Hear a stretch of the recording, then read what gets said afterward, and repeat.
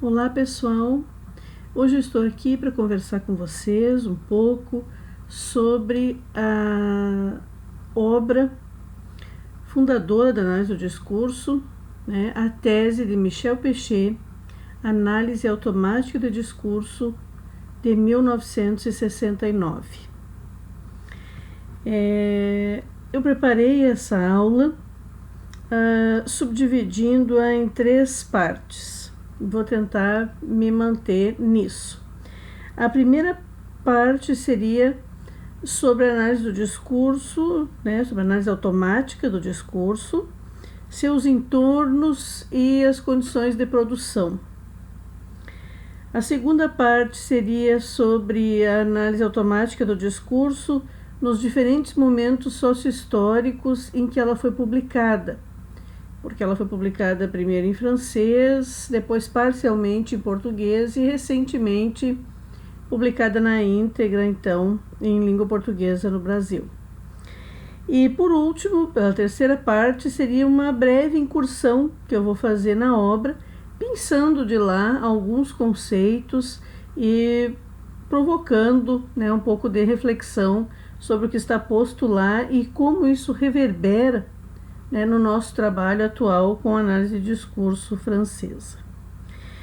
Então, a primeira questão que precisa ser posta é que essa obra, publicada em 1969, é a tese de doutorado de Michel Pechet, considerado por muitos como fundador da análise de discurso francesa. Se ela foi publicada em 69, nós temos que nos dá conta de que ela foi produzida antes. Então, ela foi produzida entre 66 e 68, num momento de bastante efervescência política, cultural, ideológica na França. A defesa, o que tudo indica, foi em 1968 e depois saiu a publicação, então, pela Dunod no 1969. Nessa época saiu então a tese em francês, em forma de livro. A professora Annie Orlandi, nos anos 70, estava na França e comprou esse livro. Então ela tinha o livro na íntegra, o que facilitou depois a tradução. Nos anos 90, na verdade, no final dos anos 80 e saindo a publicação em 90, nós tivemos então uma coletânea organizada por Françoise Gadet e Tony Hack, que foi intitulada no Brasil, na sua tradução, como Por uma análise automática do discurso, uma introdução à obra de Michel Pechet. Nesse livro nós vamos encontrar artigos de Pechet e Fuchs, nós vamos encontrar artigo do Paul Henry, e nós vamos encontrar então uma condensação da tese do Pechet, que foi isso que a professora Annie Orlandi traduziu e me publicou então em 1990. Desde 1990 nós temos tido acesso à tese do Pechet por essa condensação, esse capítulo de livro que condensa a tese, não é a tese na íntegra. Por ocasião do aniversário de 50 anos dessa obra pechetiana, que se realizou em 2019, a professora Annie Orlandi aceitou o desafio, de retomar esse livro e de fazer a tradução, então, na íntegra. Ela convidou a professora Graciele Costa, que integra a equipe da Unicamp, junto ao LabUrb, para trabalhar com ela nessa tradução.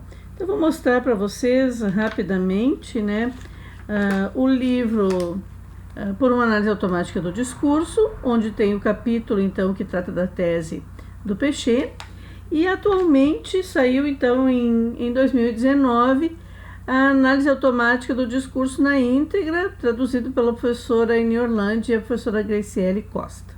Então, nós temos agora acesso em língua portuguesa a esse trabalho de tese na íntegra. Nós temos que pensar que foi publicada primeiro na França, naturalmente, e havia muitas dificuldades para traduzir esse trabalho, né? A gente só pode agradecer a professora Eni Orlandi e a professora Graciele Costa por terem assumido esse compromisso, no sentido de que não se trata de uma tese em linguística. É a primeira tese em análise de discurso, né? Vai tratar de análise automática do discurso, uma proposta absolutamente inovadora e que conjuga as questões de informática, as questões computacionais das quais a gente não tem o domínio. Então, eu imagino que tenha sido um trabalho bastante árduo para traduzir, e para a gente também fazer a leitura. Ele não é um texto fácil.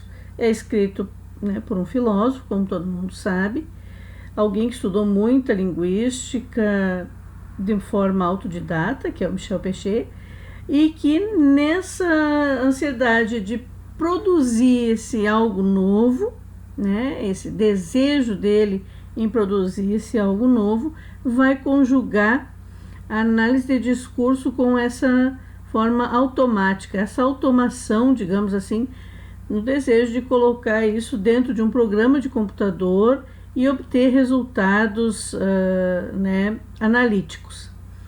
É preciso dizer que Michel Pechet era um grande apaixonado, né, pelas máquinas, e o computador o seduziu muito naquela época, e era também um pouco do que se tinha, né, naquele tempo, porque o computador passa então a fazer parte das rotinas universitárias e de pesquisa, o que antes não se tinha, né? Para nós isso é tão diferente porque nós vivemos uma era digital, né? E nós todos temos o nosso próprio computador em casa, e ele é portátil e ele é leve, cada vez mais leve, menor. E quando o Pechet desenvolveu esse trabalho era muito diferente, né? Era uma descoberta atrás da outra, né, em relação ao funcionamento e as possibilidades que o computador poderia então dar para uma análise do discurso.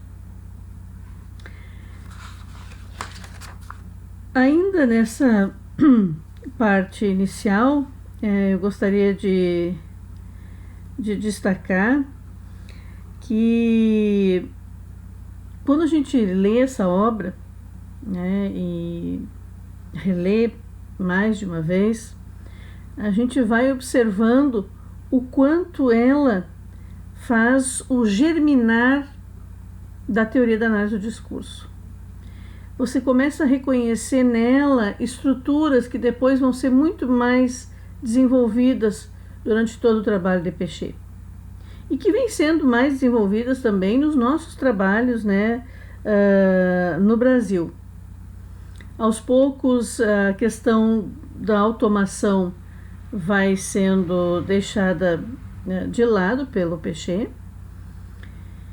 Isso não significa que não tenha pessoas trabalhando com a questão da análise automática do discurso, né? Há muitas pessoas fazendo ainda linguística de corpos na França.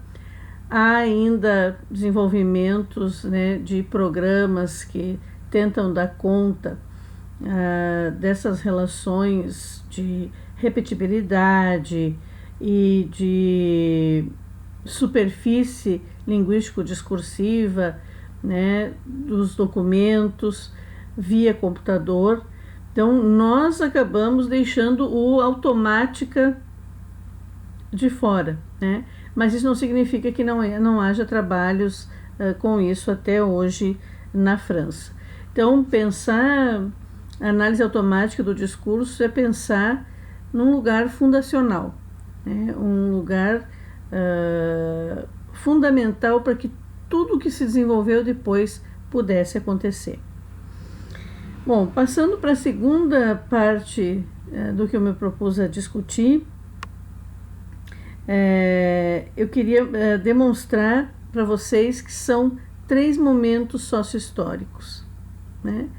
E eles vão determinando os caminhos que a análise do discurso vai tomando, né? Eu acho que quando sai a primeira publicação em 69, é um marco, é um divisor de águas, e hoje relendo um texto da professora Freda Endurski, ela sinaliza algo muito interessante para a gente refletir, que ela vai dizer que 69 não estava assim tão distante da fundação da linguística moderna com a publicação do curso de Linguística Geral de Saussure, né? E outras obras vão sendo publicadas naquele período ali, não estão tão distantes assim da fundação da linguística moderna. Então, me parece que esse caminho entre o que a linguística moderna propôs, o que se produziu nos 50 anos posteriores ao lançamento do curso de Linguística Geral, a gente pode acomodar nesse lugar também o que foi feito em análise de discurso de linha francesa. Depois a gente vai ter esse segundo momento em que é traduzido essa parte condensada em forma de capítulo de livro, né? E traduzido pela professora Eni, publicado em 90 para nós. Então, é uma época que eu estava em formação, né? Meu período de formação foi os anos 90 e início dos anos 2000, e para nós foi muito importante essa publicação, para a gente ter acesso a esse lugar fundacional. E agora, 50 anos depois da obra, né, em 2019 saía a tese na íntegra em português. Significa que a gente, como orientador, como banca, como pesquisador, vai ter acesso a esse texto todo em língua portuguesa e vai poder então explorar muito mais e também estabelecer as devidas relações entre esse texto fundacional e todos os outros que Pechet produz, né, antes e depois de 69, e também tudo o que nós temos feito em termos de Brasil e de América Latina nos últimos anos. Eu considero esse texto um texto com um nível de dificuldade, né, que vocês vão perceber quando vocês estiverem lendo. Deixa eu tomar uma aguinha.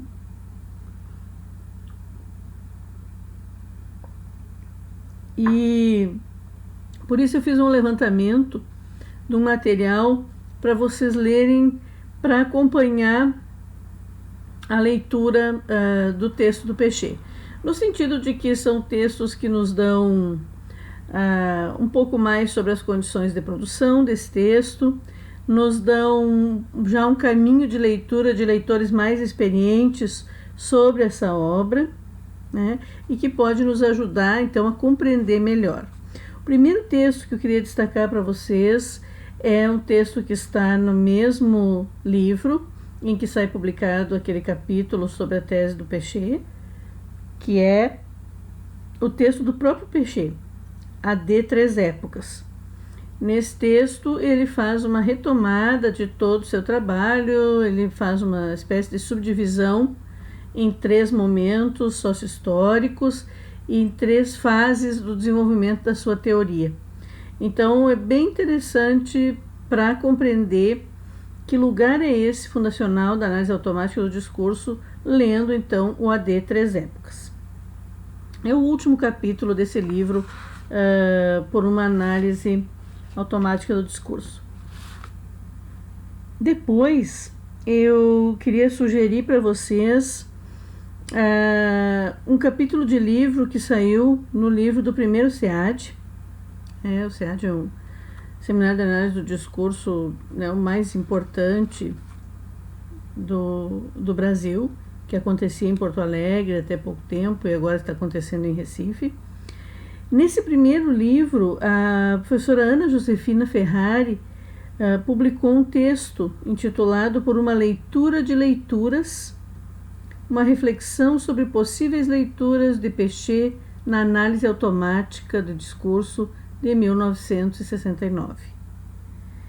Então, é um texto interessante, tem uma visada que estabelece bastante relações com a psicanálise, mas que ajuda já na compreensão do análise automática. Esse livro, então, onde está esse capítulo, é um livro organizado pela professora Freda Endurski e a professora Maria Cristina Leandro Ferreira, né, a Kitty, e está intitulado Michel Pechet e Análise de Discurso, uma relação de nunca acabar. Foi publicado pela editora Clara Luz no ano de 2005.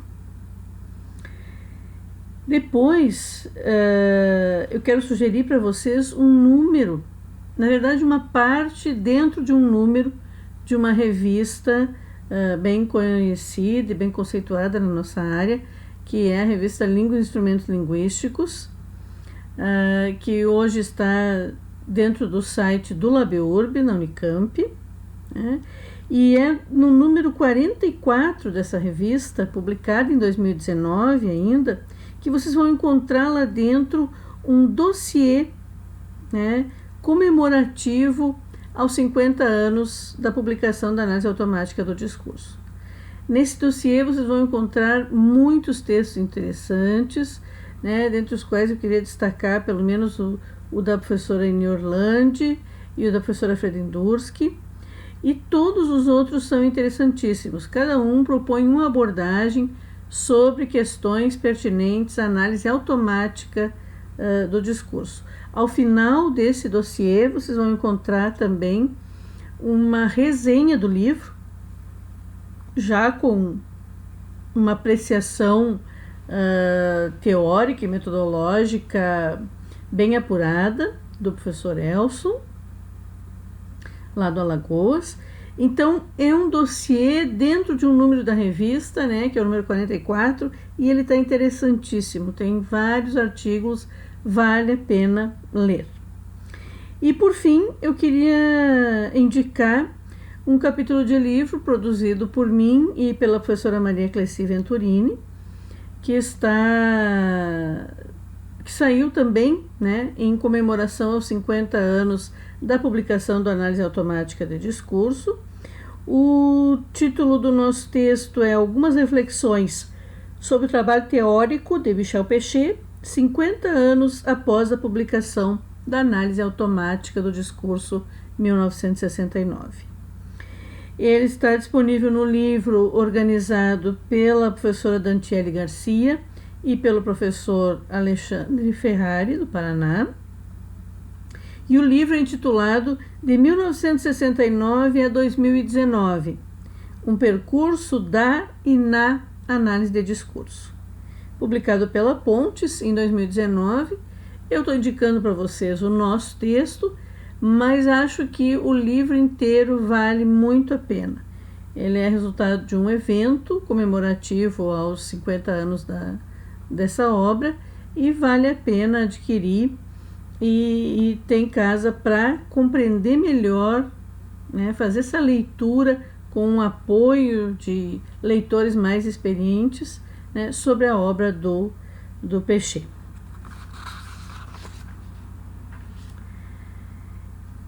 Feito isso, eu quero passar para a terceira parte, né, do que eu me propus apresentar para vocês, que são as minhas incursões mesmo dentro da obra Análise Automática do Discurso, 1969. Essa última, então, publicação, que é a tradução completa pela professora Eni Orlandi e pela Graciele Costa. E não vou ficar dizendo todo o tempo que as citações que eu trouxer daqui são desse livro, vocês já estão sabendo. Bom, a paginação que a Verli vai dizer, ou as citações que ela trouxer, é desse livro que foi publicado em 2019. Tá?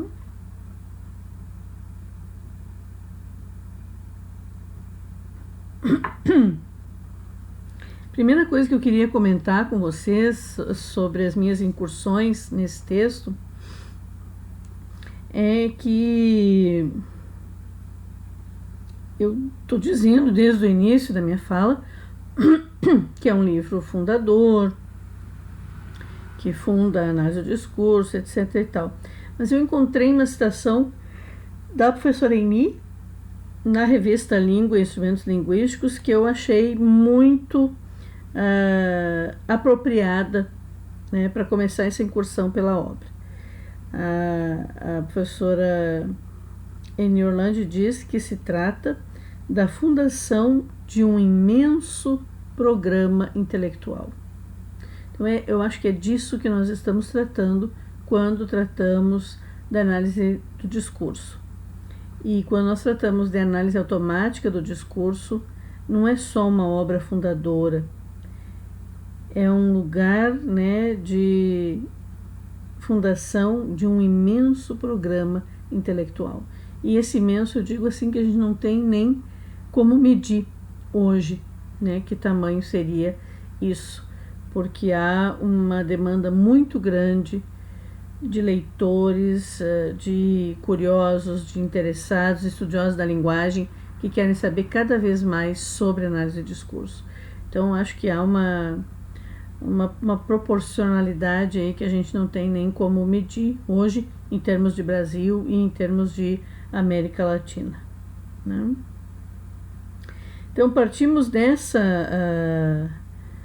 perspectiva para selecionar alguns conceitos, né, que estão postos na análise automática do discurso de 69, pensando assim que são alguns conceitos, né? A gente poderia explorar muitos outros, eu não quero fazer uma aula muito extensa, né? É difícil até de carregar na internet, mas eu vou selecionar alguns, e pensando sempre que aqueles que eu vou trazer aqui, eles foram muito mais desenvolvidos em outros momentos na teoria de Péchet, e eles têm sido mobilizados, né, teórica e metodologicamente, por Péchet, por seus interlocutores e atualmente por nós, pesquisadores que tentam saber cada vez mais, né, sobre a análise do discurso e as possibilidades de compreensão da linguagem que essa teoria, esse dispositivo teórico-analítico nos proporciona. Bom, dentre os destaques gerais dessa obra, eu quero começar mencionando o trabalho de leitura autodidata que Michel Péchet faz dos linguistas. Em outras obras também Péchet vai trazer citações, comentários, vai discutir conceitos de outros autores, mas especialmente nesse momento, né, enquanto uma tese de doutoramento, ele ter trazido tantos linguistas e com tanta propriedade nos chama atenção e não deve passar batido, né? Então eu destaquei alguns dos que ele está citando nessa obra e que ele mesmo considera importantíssimos, né? Ele tem essa perspectiva, né, de que tudo que a gente consegue fazer hoje em termos de ciência está embasado em tudo que vem sendo feito até então, né? Então ele vai citar e discutir questões saussurianas. Então você vai encontrar ali Saussure, você vai encontrar problemáticas trazidas por Jacobson, né, e discutidas pelo Péchet. Você vai encontrar Benveniste, que nesse caso, né, foi boa parte do tempo também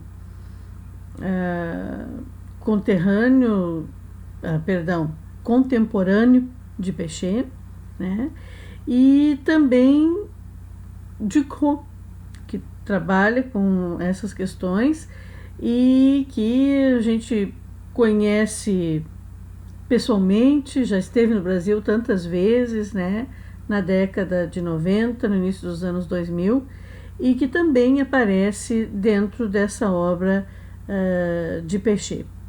Então, quer dizer, ele não desconhecia o que tinha sido feito nos últimos 50 anos, em termos de linguística moderna, e ele não desconhecia o que estava sendo feito contemporaneamente ao que ele estava pensando.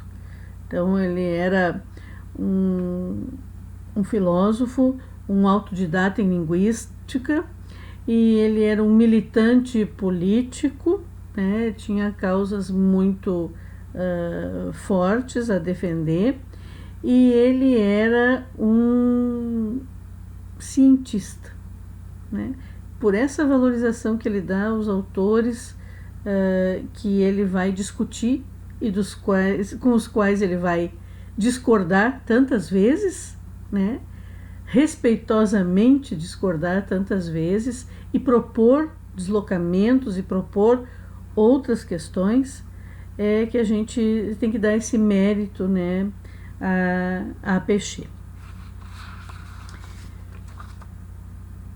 Depois, dentre os pontos a destacar, a gente tem que pensar que ele fez uma crítica muito importante à análise de conteúdo, que era o dispositivo teórico-metodológico mais utilizado à época dentro das ciências humanas e sociais, né? E ele se propõe a mudar as perguntas, as questões.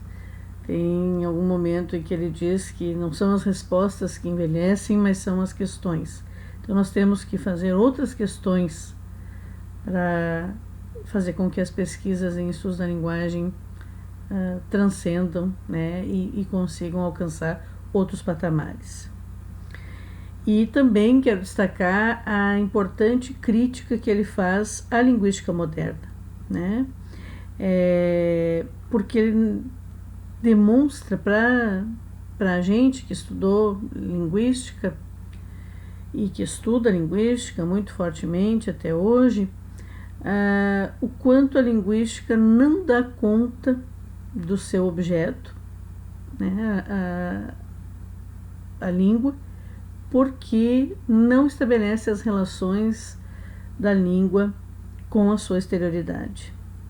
Então, acho que o que amplia muito a ideia do que é língua, até chegar ao que é discurso, é essa crítica à linguística do interior dela mesma e essa proposição, né, de que ela seja tomada em suas relações com a exterioridade.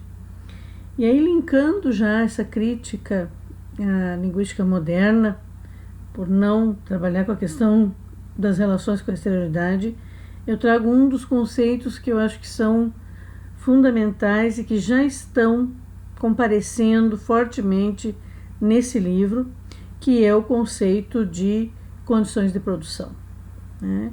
É um conceito que está atrelado aqui à ideia de processos discursivos, à ideia de processos de produção de um dado discurso, né? E ele vai trazer isso quando se fala de um discurso dado sob dadas circunstâncias, né? Deslocando então a ideia que se tinha antes de situação.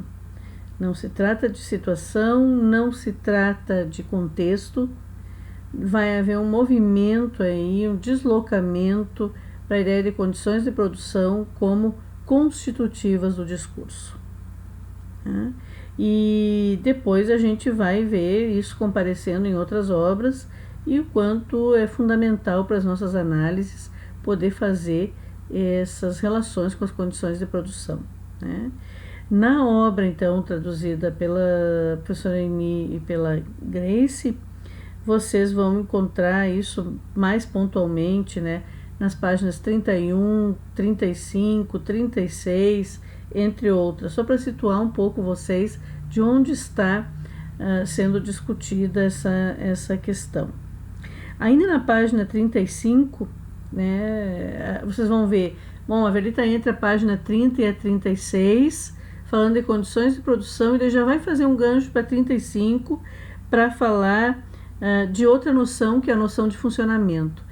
Por que acontece isso? Porque na análise do discurso, já desde o princípio, né, desde a análise automática do discurso, que nós não temos nenhuma noção ou conceito desvinculado dos demais. Então, a gente vai trabalhando e vai se formando uma rede, uma tessitura. Você vai puxando um conceito que vai trazendo outro, que vai fazendo funcionar isso dentro do teu trabalho, dentro da tua análise. Então não é diferente quando você está lendo uma obra como essa do Peixe. Então nós estamos ali pensando na questão das condições de produção, perseguindo esse conceito para explorar aqui um pouquinho com vocês, e nos deparamos então com a noção de funcionamento, né? que ele vai cunhar, que ele vai trazer para funcionar na sua teoria, em detrimento da noção de função, né, trabalhada lá pelo Jacobson, né, na linguística. Então, o funcionamento para ele já seria para além do linguístico. Então, já dá um movimento aí para extrapolar o linguístico estrito, né? E amplia, então, já para uma relação com o discursivo. Depois, outra noção bastante trabalhada na AD, atualmente, e que está posta lá na análise automática do discurso, 69, pode ser encontrada na página 34. É a noção de antecipação.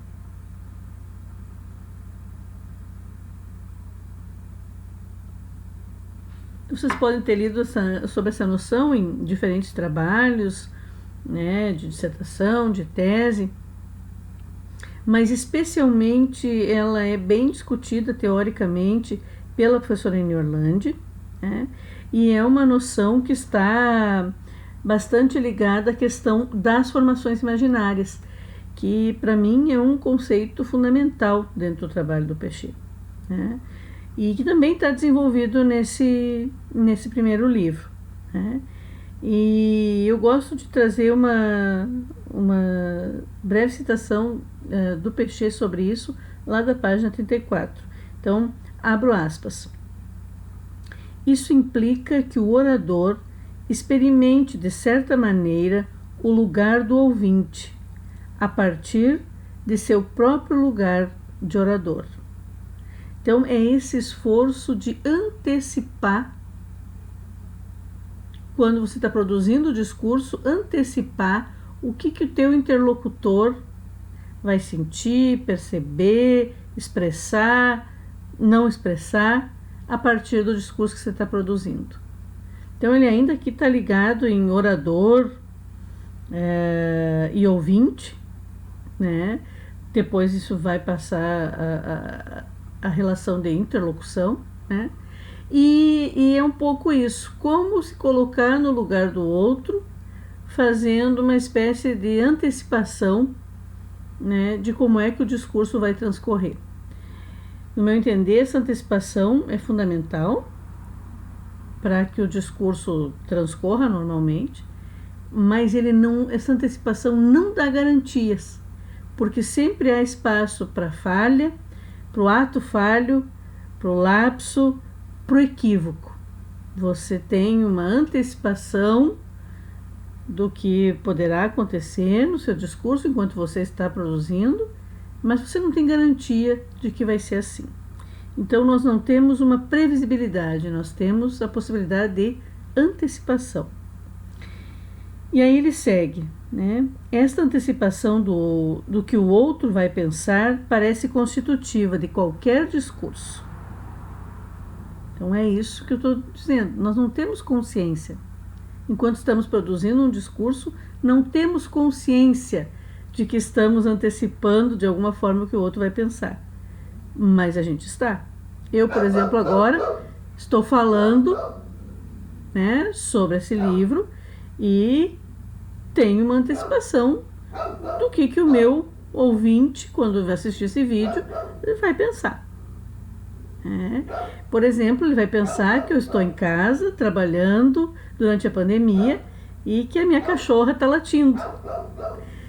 E isso se dá porque a gente invadiu o território deles, né, quando a gente está em casa. Então, voltando para cá, o exemplo que ele dá é o das diferenças entre um sermão e o que ele denomina como uma conversa com bandeiras despregadas, entre aspas, né, gente? Bem a expressão deles. Se você está dando um sermão, você pode antecipar o que o teu ouvinte vai pensar, vai sentir, vai expressar. E se você está como orador dentro de uma conversa com bandeiras despregadas, a antecipação é completamente diferente. Então, isso vai interferir diretamente na escolha das palavras, no tom, em tudo que envolve essa situação discursiva, né? Então, acho que pensar na antecipação é pensar no funcionamento das formações imaginárias, regulando as relações entre os sujeitos do discurso. É isso que regula as relações entre nós. Se nós estamos conversando amigavelmente, se nós estamos discutindo, se nós estamos brigando, se há a incidência de poder nas relações de força de um sobre o outro e de como elas estão se dando, né? Então, isso tudo interfere no como o discurso está funcionando. Depois, falando em discurso, né, a definição de discurso já aparece nessa obra. E ela pode ser conferida lá na página 39, onde o Péchet diz preferir o termo discurso ou o termo mensagem, utilizado até então, definindo então, né, discurso como efeito de sentidos entre os pontos A e B. Fecho aspas. Né, isso é Péchet.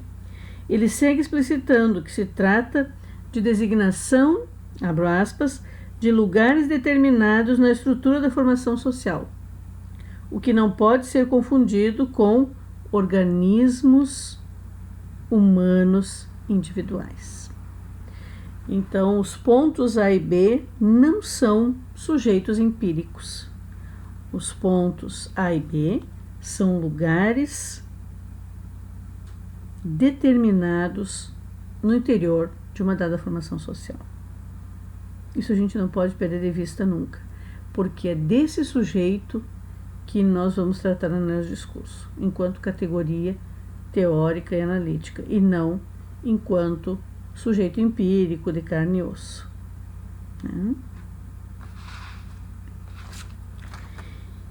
E, finalmente, já me encaminhando para o final dessa breve reflexão, uma outra noção que nós costumamos mobilizar atualmente é a de efeito metafórico, né? E que já está posta ali, nessa obra. E é interessante porque ela é uma noção de bastante complexidade. Eu não vou entrar aqui nas discussões sobre todos os processos discursivos, né, que vão produzir sentidos, mas a metáfora é o mais complexo deles, no meu entender. E ele vai tentar demonstrar isso já desde a primeira obra, ele vai retomando isso em outros momentos. A professora Enid Orlandi também trabalha bastante com esse conceito, né? E que ele define lá na página 54 e depois segue nas próximas, discutindo e exemplificando e trabalhando bastante. Ele define como, abro aspas, o fenômeno semântico produzido por uma substituição contextual.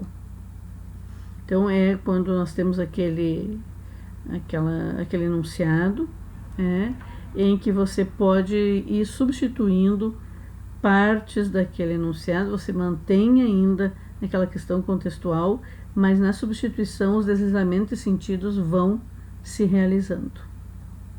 Então, não se trata de manter o mesmo sentido. E ele diz também sobre esta, abro aspas, sobre esta repetição do idêntico das formas necessariamente diversas. Então, ele vai discutir a questão, né, que já estava posta lá na linguística, que é se diferentes formas de dizer vão dizer a mesma coisa ou não. Aonde que está posto esse deslizamento de sentido? Então, o efeito metafórico vai trabalhar nessa produção aí do deslizamento de sentidos. E com isso, né, eu encerro, que eu queria me manter nos 40 minutos, essa reflexão, que é a primeira parte, né, da nossa reflexão no Seminário Avançado em Michel Péchet, do Programa de Pós-Graduação em Letras da UFSM, e que na aula presencial, no nosso encontro síncrono, né, na próxima segunda-feira, nós vamos então dar continuidade para a discussão e teremos como convidada a professora Maria Cleci Venturini, colaborando com as nossas discussões sobre análise automática do discurso de Michel Pechet. É isso.